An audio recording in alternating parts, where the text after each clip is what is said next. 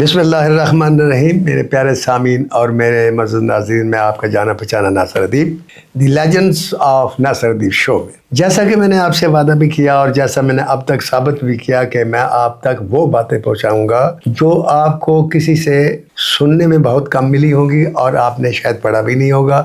یہ تو میں نہیں کہہ سکتا کہ جتنے لوگ سن رہے ہیں میرے پروگرام کو دیکھ رہے ہیں ان میں سے کسی نے بھی نہیں پڑھا ہوگا. کافی لوگوں نے پڑھا ہوگا، لیکن میرا ایمان ہے کہ اکثریت نے، یعنی 90%، بلکہ 90% لوگوں، 95% لوگوں نے نہیں سنا ہوگا، نہیں پڑھا ہوگا. بغداد ایک بہت مشہور و معروف اسلامی ریاست کا دارالخلافہ اور دنیا کے قدیم ترین شہروں میں ایک شہر، اور اسلام کی قدیم ترین تہذیب بھی وہاں بغداد کے ایک محلے میں جنید بغدادی، حضرت جنید بغدادی ولی جو وقت کے تھے وہ رہتے تھے. تو ان کے پاس ایک دن کچھ مرید آئے اور وہ عرض کرنے لگے کہ سرکار، آپ کے محلے کے بالکل دوسری طرف ایک طوائف رہتی ہے، زہرہ اس کا نام ہے، اور بے حیائی اور فحاشی کی انتہا کر رکھی ہے. اس نے بڑی دفعہ سمجھایا، بڑی دفعہ اس کی منتیں کی کہ خدا کے لیے یہ حرکتیں چھوڑ دو اور یہاں سے چلی جاؤ، لیکن وہ نہیں جاتی کیونکہ اس کے پیچھے بڑے بڑے لوگ ہیں اور بڑی با اثر لوگ ہیں، اور اس کی وجہ سے وہ من مانی کرتی ہے. لیکن اس کی وجہ سے ہمارے نسلوں پر، ہمارے بچوں پر، ہماری بچیوں پر بہت برا اثر پڑ رہا ہے. نوجوان گمراہ ہو رہے ہیں، تو خدا کے لیے آپ چلیں اور اس کو سمجھائیں. حضرت جنید بغدادی صاحب نے ان کی بات مان لیا اور وہ اپنے مریدوں کے ساتھ اس طوائف کے پاس چلے گئے. دیکھا تو وہ بن سنور کے اپنی پوری اداؤں کے ساتھ نیم اریاں لباس میں اپنے کوٹھا کہہ لیں، دفتر کہہ لیں، گھر کہہ لیں، دروازے پر کھڑی دعوت گناہ دے رہی تھی. تو حضرت جنید بغدادی صاحب نے ان کو عورت کے بارے میں بتایا کہ اللہ تعالیٰ نے جو عورت پیدا کی اس کی فضیلت کیا ہے، اس عورت کو کیسا ہونا چاہیے. عورت ایک پردے میں رہنے والی چیز ہے، یہ جتنا پردے میں رہے گی مرد کے لیے اتنی اٹریکشن ہوگی. اس کو کھول دو گی تو اب کیا ہے، اس کے بعد کیا، یہ کپڑے اتار دو گی تو پھر کیا ہوگا. تو خدا کے لیے ایسا عمل نہ کرو جو لوگوں کی نسلوں کو خراب کرے. تم اپنی ذات کی، تمہاری زندگی ہے، میں تمہیں بتاتا ہوں کہ اس کو چھوڑ دو، تمہاری عاقبت خراب کر رہی ہو اپنی. اس جہان کو تو سنوار لوگی لیکن اگلا جہان جو ہے اس کو برباد کر لوگی. اس نے حضرت جنید بغدادی صاحب کی مدلل تقریر بڑے صبر اور سکون سے سننے کے بعد کہا کہ جنید، میں کبھی آپ کے پاس آئی ہوں کہ آپ ہر وقت سجدے میں رہتے ہیں اور عبادت کرتے ہیں، خدا کے لیے اس میں کچھ کمی کر دیں. جب میں آپ کے پاس نہیں آتی، آپ میرے پاس کیوں آئیں؟ آپ اپنا کام کریں، میں اپنا کام کروں. وہ خدا جو آپ کا، وہ خدا میرا بھی ہے. آپ نیک ہیں، میں گناہگار ہوں، تو اس نے دوزخ بھی تو بھرنی ہے، تو میرے سے مجھے دوزخ میں ڈال دے گا، کوئی بات نہیں، آپ میری فکر نہ کریں، آپ جائیں. جنید بغدادی صاحب واپس آ گئے. مرید مایوس ہوئے، ان کو غصہ بھی آیا، لیکن کسی میں اتنی ہمت نہیں تھی کہ اس کو اس محلے یا بازار سے یا گھر سے نکال سکے. اور جیسا کہ وہ میرا ایک مکالمہ ہے کہ کائنات میں طاقتور ترین چیزوں میں برائی بھی ہے. برائی بہت طاقتور ہے، کیونکہ برائی جو ہے یہ شیطان کی وراثت ہے. شیطان برائی کی طرف مائل کرتا ہے اور شیطان بھی بہت زیادہ بااثر اور طاقتور ہے.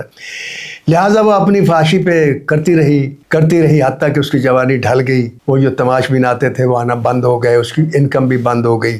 پھر وہ لوگ جو اس کا کمائی کو کھاتے تھے، اس کے رشتہ دار قریبی، وہ بھی آہستہ آہستہ جب انہوں پتہ چلا کہ اب اس کی کمائی ختم ہو گئی، وہ بھی اس کا ساتھ چھوڑ گئے.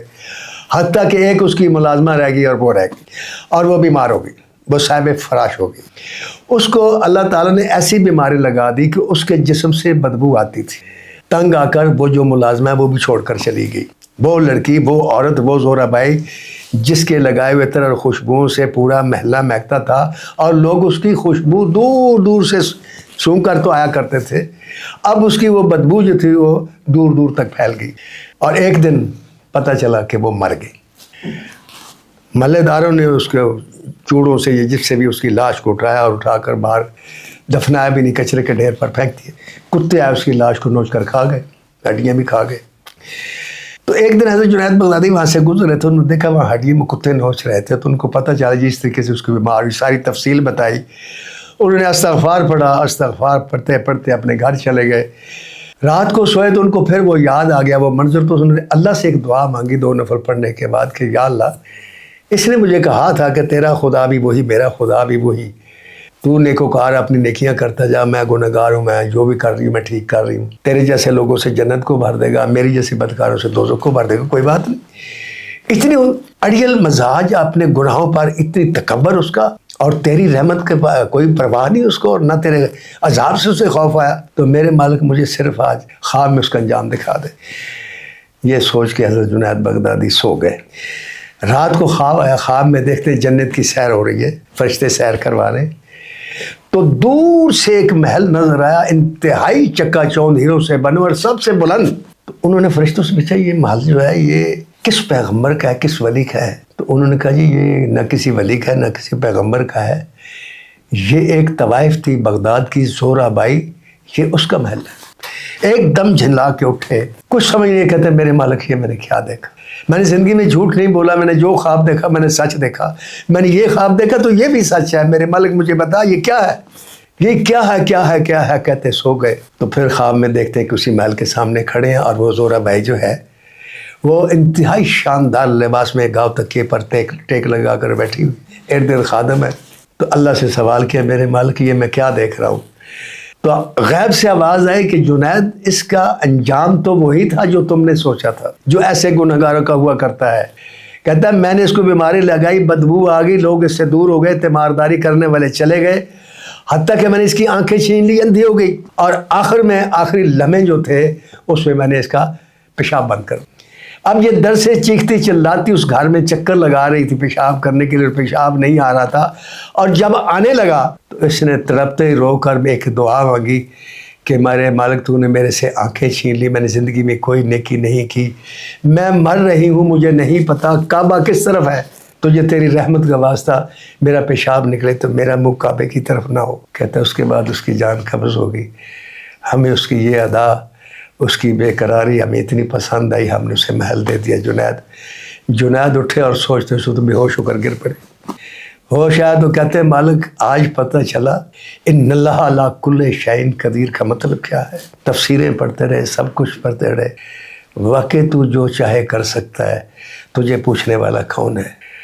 میرے معزز سامعین اور میرے پیارے ناظرین، اس سے آپ کو ایک بات تو سمجھ آ گئی ہوگی کہ وہ کتنا غفور الرحیم ہے، وہ کتنا انتظار کرتا ہے تمہاری توبہ کا، ہماری توبہ کا، اور کتنا بے چین ہے اور کتنا جلد باز ہے اس سلسلے میں کہ توبہ نکلے تمہارے منہ سے، تم توبہ کرو کسی گناہ سے اور وہ فوراً بخش دے اور سارے گناہ مٹا دے، کیونکہ یہ اس کا وعدہ ہے۔ جب شیطان نے چیلنج کیا تھا کہ میں تیرے بندوں کو بہکاؤں گا، وہ گناہ کریں گے، وہ جانوروں کے کانوں کو چیریں گے، وہ یہ کریں گے وہ کریں گے، تو اللہ نے فرمایا تھا کہ اگر زمین و آسمان ان کے گناہوں سے بھر جائیں گے، ایک دفعہ میرے سامنے سچی توبہ کر کے میں سارے گناہ نیکی میں بدل دوں گا۔ میرے پیارے سامعین، آپ زہرہ سے زیادہ تو گناہ گار نہیں ہوں گے۔ خدا کے لیے اس تڑپ کو دیکھو۔ اللہ تعالیٰ نے کلام پاک میں فرمایا کہ وہ کون ہے جو بے قرار دلوں کی دعائیں سنتا ہے۔ ہم دعائیں کرتے نہیں ہیں، ہم دعائیں پڑھتے ہیں۔